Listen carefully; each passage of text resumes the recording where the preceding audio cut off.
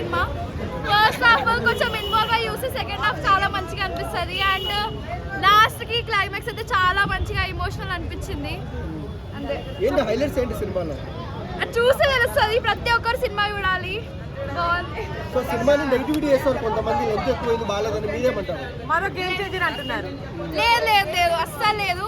చాలా బాగుంది. లెంత్ అనుకునే వాళ్ళు కొంచెం ఇన్వాల్వ్ అయ్యి చూడాలి. ఇమోషనల్ గా ఉంటుంది. లాస్ట్ కి కొంచెం ఇన్వాల్వ్ అయ్యి చూస్తే బాగుంటుంది.